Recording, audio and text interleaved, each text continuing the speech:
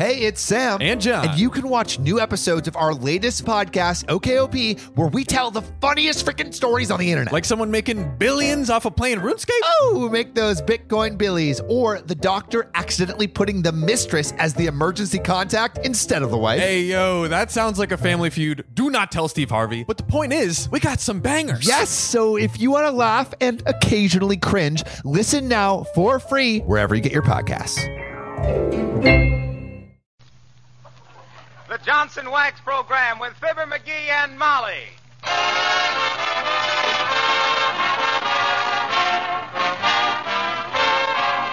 The makers of Johnson's Wax and Johnson's Self-Polishing Glow Coat present Marion and Jim Jordan as Fibber, McGee, and Molly with Bill Thompson, the King's Men, and Billy Mills Orchestra. The show opens with Louisiana Hayride.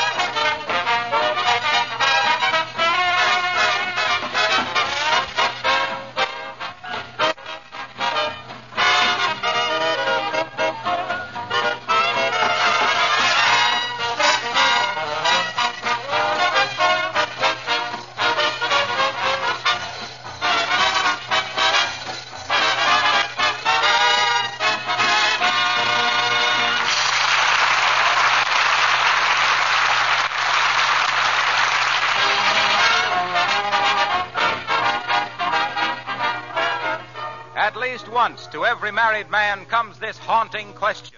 Button, who's got a button?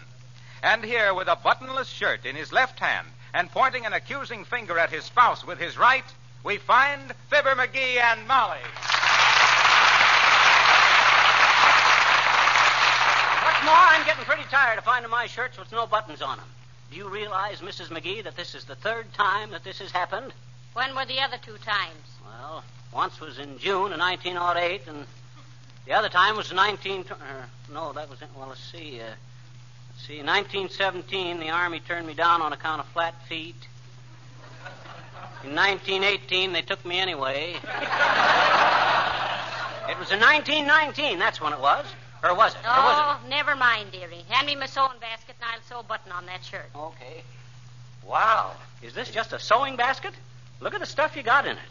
A Reader's Digest, bag of gumdrops, deck of cards, a radio script, a compact... Well, look! A hard-boiled egg. That's a China egg, foolish. I use it to darn socks. Oh. Well, I wish you'd keep our scripts and our eggs in different places.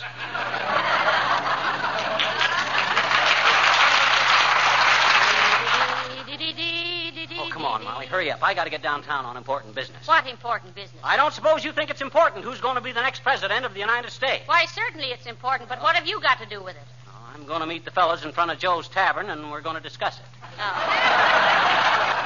I see. The pool room primaries. You always...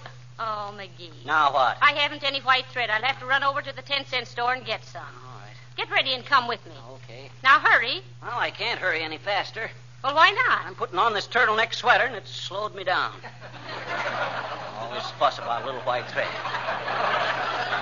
Hey, Molly. Molly, it's too warm to wear that fur coat. Oh, it's never too warm to wear a new fur coat, dearie.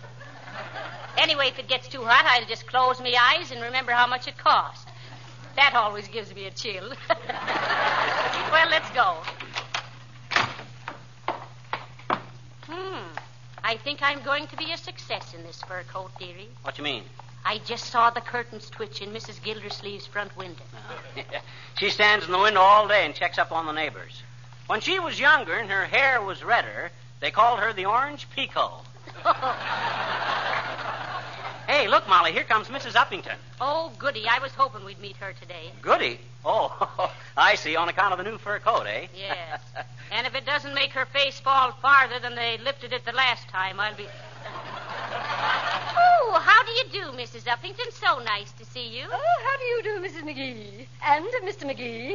Uppy, as the amateur ski jumper says when they asked him how the takeoff looked, hi. May, isn't it a simply lovely day to... Oh, my dear. Oh, what a gorgeous fur coat. Here it comes. Fur coat? Oh, yes, this. Yes, it's just a little thing I had made up to bum around in. It's a Siberian chinchilla. Really? Oh, you had it made? Oh, then it's yours. Why, of course it's mine. I got it at the same place where you got the ermine wrap you wear at the opera. You know, the one you always have sent home on approval.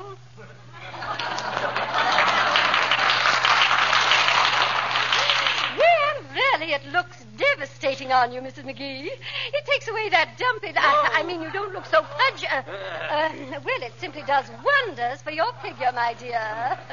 Oh, thank you, Mrs. Uppington. So sweet of you. And I do value your opinion so much. Oh, now, please, my dear. No, really. They say you were one of the best-dressed women in the country in your day. And in the country. So you really like my coat, do you? Oh, indeed I do, Mrs. McGee. You know, I think I shall order 2 exactly like it. They'll make charming little rugs for my rumpus room. They'll feel so lovely underfoot. Well, I wouldn't know about that, Mrs. Uppington. So few of our guests come barefooted. Yes, what? Mrs. McGee, do you mean that my guests are... Very well. Goodbye. Goodbye, Abigail.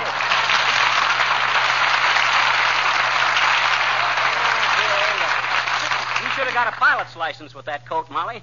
I thought the fur was going to fly any minute. I'm kind of sorry, though, that you and Uppy ain't better friends.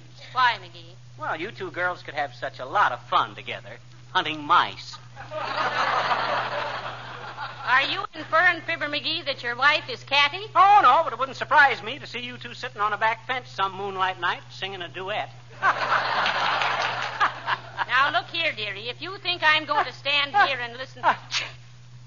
Why, McGee, you're catching cold. Oh, no, I ain't either. Why, you must be. Your eyes are watering and your nose is all red. Oh, that don't prove anything. Your Uncle Dennis always had a red nose and watery eyes, too, and he didn't have a cold. We won't discuss me Uncle Dennis. Okay. I think he's pretty unspeakable myself. Dad, rat to Dad. Oh, there, Mr. McGee. Oh. Hello, McGee. How do you do, Mr. Gildersleeve? Oh, hi, Throcky. What are you sniffling for, McGee? You got a little cold? Who, me? Oh, no, I'm just rehearsing for a masquerade party tonight. I'm going as a bird dog. A bird dog, eh? You know, McGee, I'm sorry you're not a bird dog. Huh? Oh, I'd love to walk along behind you with a shotgun. Oh, yeah? Well, look here, Gildersleeve. You hear that, Mr. Gildersleeve? Don't you think McGee should go home and take care of that cold? I certainly do, Mrs. McGee. You know, I take him home, give him an ice-cold shower, let him take 20 long breaths in front of an open window, then pile into bed with just a sheet over him and an ice pack on his head. Oh, heavenly days. Go on, that'd kill me. Yes. I believe it would, McGee. Well, I didn't expect any sympathy from you, Gildersleeve. You got about as much tenderness as a nightclub sirloin. Is that so? Yes, that's all. And you deserve about as much sympathy as a tarantula with a toothache. Oh, yeah? You Yes. big Oh, all right. Break it up here, boys. Break it up. Well, McGee, are you going to do something about that cold? Yes, and I think the first thing I better do is get out of this big wind that's blowing around here. what you really ought to do is go home and get a coat on, McGee. That turtleneck sweater you've got on is terrible. Don't tell me what to wear, Gildersleeve. I know clothes. Yeah. I've been known as a snappy dresser all my life. Why, even as a tiny baby, I can remember my nurse showing me off to people and saying, "Ain't he a dapper little fellow?" Dapper Diaper McGee, I was known as. Dapper Diaper McGee, the ding-dong daddy of doggy dressers, devastating dimpled debutantes as I dined and danced from dawn to dusk in my devilish dandifying diggity duds, duked in denim or dolled up in dinner dress with diamonds dangling from my digits, drawn dirty digs from disappointed dumbbells that didn't dare dude up in decent dry goods, and doggone if I wasn't discussed and derided from a dilly drapery from Dutch Guiana's dells of death to the take it, Billy. I'm out of breath.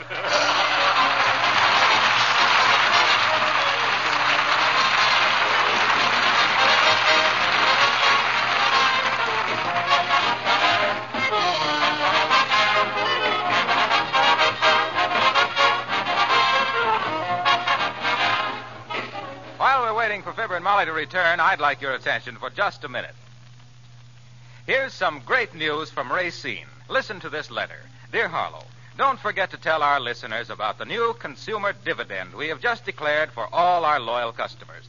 A dividend of 1/3 more for their money when they buy Johnson's self-polishing glow coat and Johnson's paste or liquid wax. Tell every housewife that right now on most dealers' counters, she will find extra-large packages of glow coat and Johnson's wax containing 1/3 more than the regular sizes. She pays only the regular price. The extra 1/3 is her free consumer dividend. Tell her we declared this dividend in appreciation of the way she has been buying these famous polishes. This offer is good on all important sizes, pints, pounds, quarts, gallons, and so forth. But only while the supply of these extra-large packages lasts. Tell her to hurry if she wants to get 1/3 more free next time she buys Johnson's glow coat or Johnson's paste or liquid wax.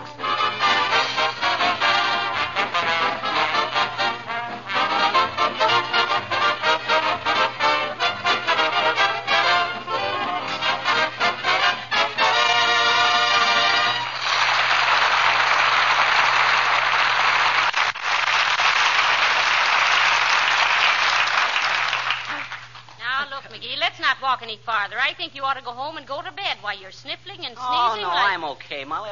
Boy, this sure crept up on me quick, didn't it? Well, try and close your pores a few minutes, dearie. What do you mean, close my pores? What do you think my skin is made out of, Venetian blinds? Why did this happen to me? Hi, mister. Hi. Oh, hello there, little girl. You better not get too close to me. Why? I got a cold in the head, or something. It must be a cold. Huh? Hmm? I says, look, don't you know colds are contagious? I know it. Say, mister, you remember my doggie, Margaret? Uh-huh. He's got a bad cold, too. Oh. Mhm. Oh, she has he?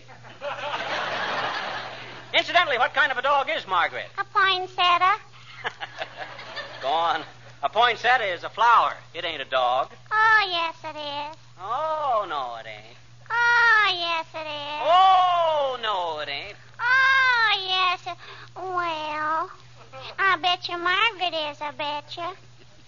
You mean to stand there with your little half socks full of ankles and tell me your dog is a poinsettia? I do. His mother was a pointer and his father was a setter.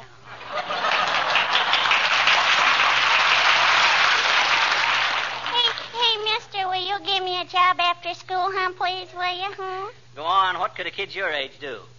Take care of your baby. We haven't got a baby. If we had a baby, I'd be glad to help you out. Oh, that's okay, mister. I'll bring my little brother and take care of him. I got a job. Hey, wait.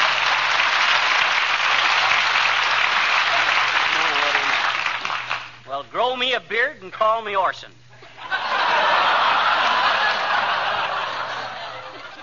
You hear that, Molly? She's going to bring up... Oh, come on, McGee. I think it's time you did something for that cold. Maybe I had better get a checkup, Molly. What doctor shall we go to? Well, there's a doctor's office right over there. Huh? You see the sign? Dr. Snaffle? Well, hello there, folks. How's everything? I got a bad cold. By the way, Mr. Wilcox, what do you know about that Dr. Snaffle across the street? Oh, he's all right. Great hand with animals. Animal? What? Oh, he's a horse doctor. Sure, but he'll take care of you, Fibber. You're full of horse feathers. You see, he being a doctor, I often talk to him about Look, how... Harlow, Hey, let go. Oh, Take the that off. idea, Mr. Wilcox. If you pull the neck of that sweater over his face like that, he'll smother. Oh, no, he won't. But I wanted to tell you how I sold Johnson's wax to Doc Snapper. I said, look, Doc, being a doctor, you've got to have an office that's not only immaculately clean, but can be kept clean with very little effort. Just a minute, Fibber, just a minute now. I told him that Johnson's wax would cut his office cleaning down to a minimum and would give that instant impression of gleaming, polished sanitation so important to a doctor's office. Quiet. Be quiet. No dust, no fingerprints, everything sealed against dirt and damp. Shut up a minute. So I sold him a big order of Johnson's wax. Okay, Fibber, what were you saying? Dreaded luck. What's the idea? Pulling my sweater over my face and me with a sneeze coming on. Well, look. The way Johnson's wax beautifies and protects floors and furniture is nothing to sneeze at, and you know it. Well, I hope it's nothing trivial, pal. If I were you, I'd try Dr. Cyclops down in the next block. So long, kids.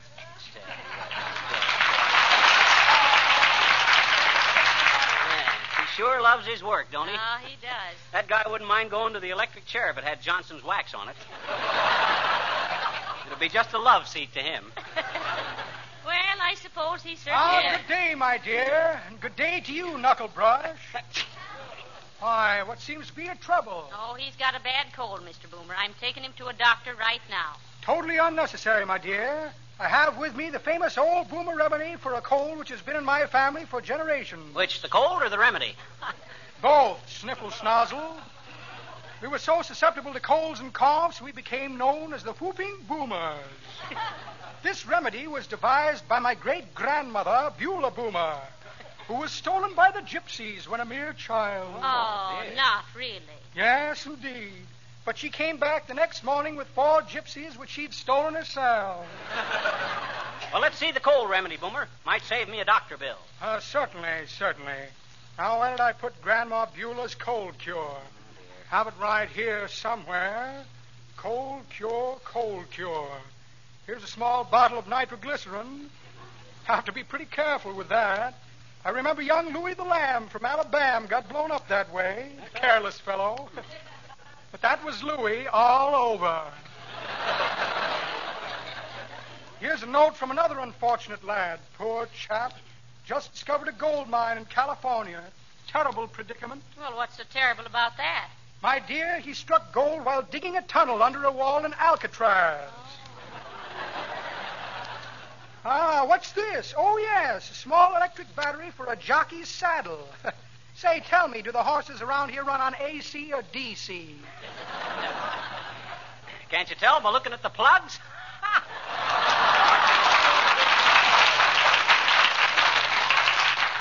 Go scratch yourself, Seabiscuit.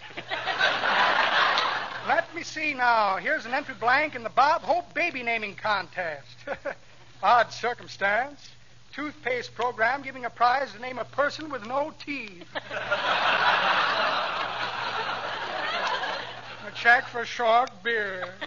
Well, imagine that. No cold cure. I must get busy with the Ouija board and ask Grandma for another copy. Good day, my dear. Good day, Beanbag.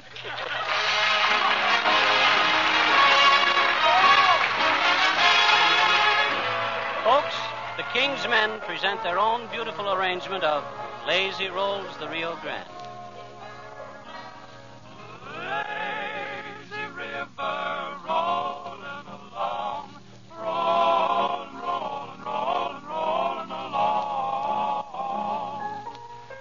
Lazy rolls the Rio Grande. It doesn't make a bit of difference what you do. 'Cause lazy rolls the Rio Grande.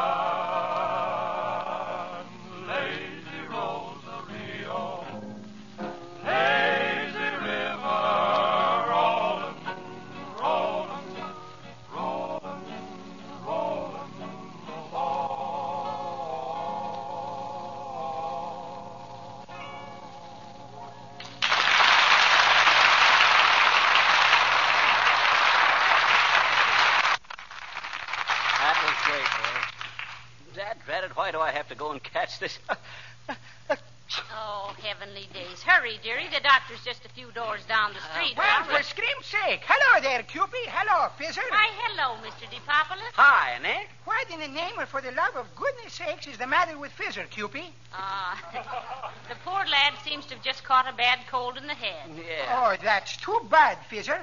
Why don't you try the remedies I'm getting from my brother? He just sent it to me day behind yesterday.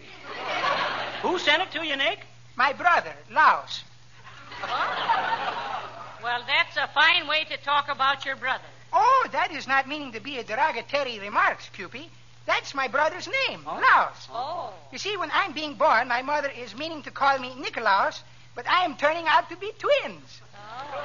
Twins? Sure. And so my mother is calling me Nicky and my brother Lousy. Well, you know, it was all very confusing, I'm thinking. All day long, people were always asking me, boy, are you him?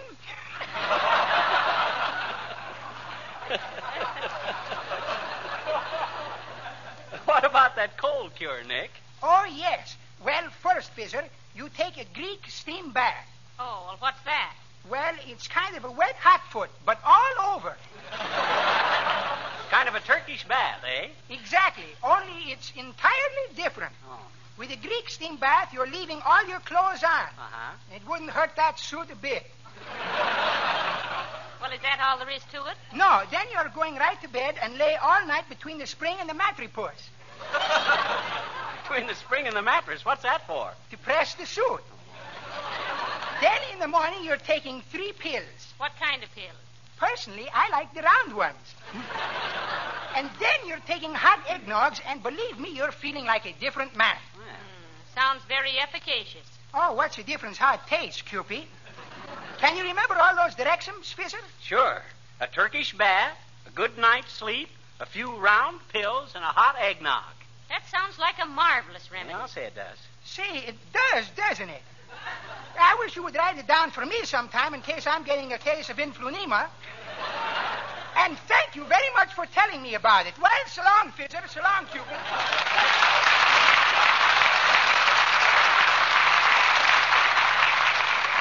What we really need, McGee, is a sure cure for all the people we know who know sure cures. Well, here's Dr. Cyclops' office. Let's go in and find. How do you do? I hope you have an appointment with Dr. Cyclops. He's extremely busy these days. Well, how's he getting along with his book, dearie? Oh, he's... Why, how did you know the doctor was writing a book? Well, why should he be an exception? I was going to write a medical book myself once, sis, but it was about a doctor that had his practice in Africa. And one day he started to give a gal a hypo, and when he pinched her, she gives him a dirty look and says, real haughty, Dr. Livingstone, you presume. Wow. My hot tonight. That ends the first chapter, and the climax of the book starts... Oh, good morning, Dr. Cyclops. Good morning, Miss Jones. My, just had an interesting case at the hospital. Man came in and couldn't stop laughing, simply howling with glee. But he's resting now. Well, what was wrong with him, Doc? Oh, just overwork. He was a good humor salesman. You waiting to see me? Yes, we were, Doctor. Me husband seems to have a bad cold. I'm Fibber McGee, Doc, and this is Mrs. McGee. How do you do, I'm sure? Oh, yes. Just step into my office, please. And Miss Jones. Yes, Charlie. Patient's present, my pet.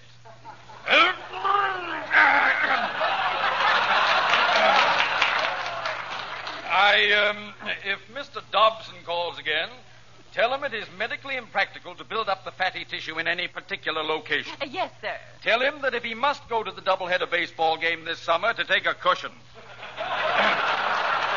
That's all. Right this way, Mr. McSniffle. McGee. Oh, yes. May I leave me fur coat with you, nurse? Certainly, madam. Oh, thank you. Go ahead, Doctor. Sit down, please. Yes. Now then, Mr. McGee. Yeah? You say you're a good humor salesman? Yes. No, I ain't a good humor salesman. That was the other case. Remember? Oh, yes. Now, look, Doctor. Me husband is suffering from a cold in the head. Will you please examine him? Of course. Pulse, please. Yes. Pulse normal. Stick out your tongue. Show him how you can wiggle your ears, too, dearie. How am I, Doc? Well, it's hard to tell. Ever had appendicitis? Any history of green apple colic? Bicycle knees? Feel any stiffness after seeing Gone with the Wind? Well, I'll tell you. Hey, Molly. Hey, look. I ain't got a sign of a cold now. I ain't even sniffed for 5 minutes. Mr. McGee is right, Mrs. McGee. He's Sure. in perfect health. Yeah. No fever, no cold symptoms whatsoever. No, boy, do I recuperate. I'm an easy bruise, but a quick heal. What's all about that? Thank you very much, Doctor. Oh, yes. I'd suggest you leave your name with Miss Jones as you go out for our mailing list. Having a special on fractures next week. Good day.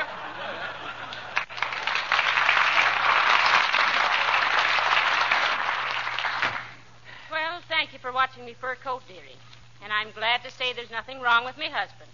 Hold me coat, McGee. Okay. You see, sis, it was probably just some temporary Oh, Dad. I thought that doctor says there was nothing wrong with me. Oh, dear. Well, if that's what the doctor said, you can depend on it, sir. Oh, yeah? I suppose you think I go around sneezing for my own amazement. Oh, no, sir. But you might be allergic to something. That would give you the same symptoms. But McGee isn't allergic to anything that we know of. No, the only thing I was ever allergic to in my life was rabbits. That's right. Yeah. Rabbit fur always did make you sneeze. Hey, rabbits! Hey, Molly, rabbits! Don't you get it? Get what? That fur coat. It's rabbits. You got gypped. What? I don't believe it. That ain't a Siberian chinchilla. It's just a house and pepper house coat. Don't you get it, Molly? I says it ain't Siberian chinchilla. It ain't Bunny, McGee.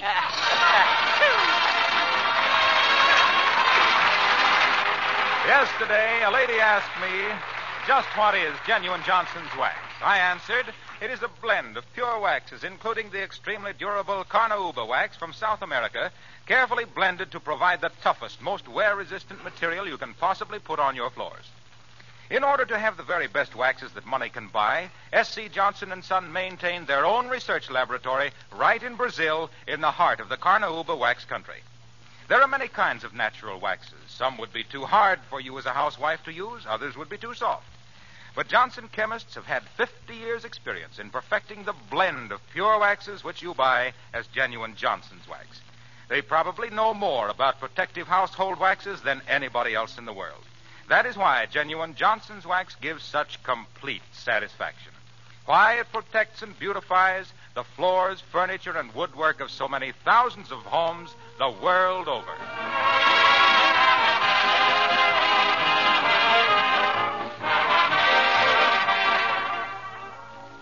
McGee, what's that crate of potatoes on the back porch? Where'd they come from? Oh, didn't you know, Molly? Governor Batolfson of Idaho sent us them. Oh, no, really? Sure. Remember how we mentioned my Uncle Spud McGee of Pocatello, Idaho, a couple of weeks ago? Yes. Yeah. Well, Idaho appreciated the plug and sent us a box of potatoes. Well, isn't that nice? Yeah. So next week, we're kind of planning on writing a show around one of the big automobile plants in Michigan. Like, for instance, Cadillac or Lincoln. Oh, wonderful. Are you listening, Governor Dickinson? Yeah. Good night. Good night, all.